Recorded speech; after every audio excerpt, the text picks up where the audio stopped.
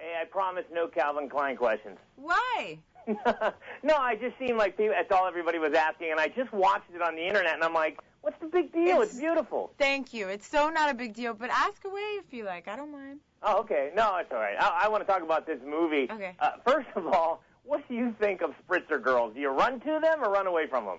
Well, it depends. If they're aggressive with the spritzer bottle, I don't like to be forced into the situation. But because I have had all of those odd jobs, I tend to be very respectful of people in retail because I've been there and I know what it's like.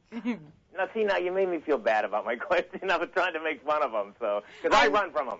I know you, well, but I've been there. So, I've worked at every job in a mall imaginable.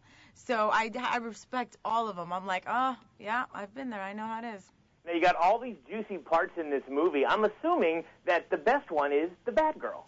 I would have to say yes, because it's very rare you get to play such a bad girl within, such a good movie and these amazing women surrounded by all these amazing comedians. And I got to really go for it and play this unapologetic other woman.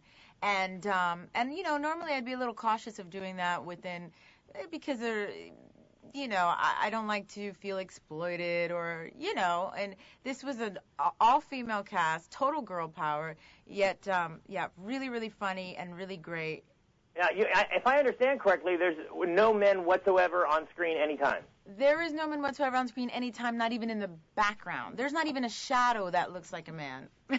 Well, no, I can't. It's been a long time since I saw the 39 version. I think you played Joan Crawford's character, right? I do. No, weren't they mean and kind of gossipy in that one? Yes, and Diane English, our writer-director, she created Murphy Brown, and she wrote and directed this film. And what she wanted to do was really have a departure from the original in the sense that, it's a different time. I think women felt more competitive towards one another back in the day.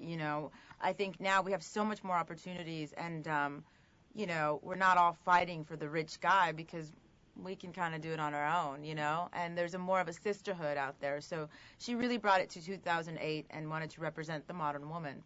Speaking of sisterhood, how was the dynamic of working with all these women? Unbelievable. I mean, I know you want to hear that there were cat fights, and there may have been one. No, I'm just kidding. It was unbelievable. And I think it's because we're such a diverse group of girls or women, as far as, ages and nationalities and, backgrounds. So we all really, truly bonded and made something really funny. Yes, you almost got it right. I'm a guy. I want to hear about pillow fights. I know. Well, there was that one night we all kind of spent the night, and we had a pillow fight, but, Hey, you have a big lingerie scene in here where you're kind of strutting around in your goods. Does that ever get tiring, or is that just you're used to doing it? Well, it's not that I'm used to doing it. I'm not used to doing it. When Calvin Klein calls, I do it. When I'm in a movie with amazing actresses who've been nominated for Academy Awards, I do it. So it's not like I just do it randomly. I do it with thought. And you know what? I'm not going to have this body forever, so...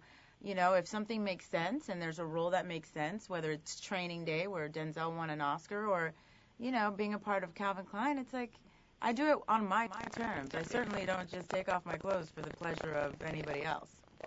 Okay. Just a little clarification there. Okay, no problem. Now, for us men, are we going to get some insight to women if we go see this movie? You will totally figure everything out. You will learn how to deal with us better. You will figure out our psyche, and seeing this movie will change your life and how you deal with women. You think women are going to flock to the box office this weekend? You know what? I hope so. And you know why?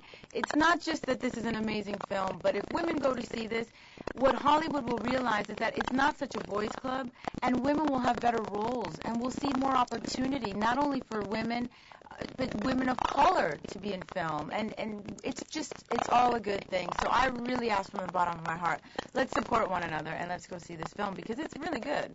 Now, what's this I hear about a missing Jada Pinkett scene? Is it...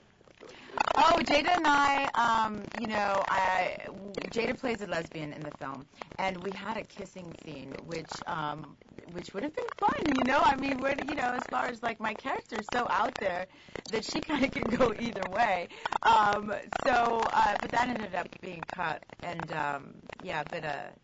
kissing scenes are nerve-wracking, but, I think kissing scenes with a girl, I think it's a little more comfortable.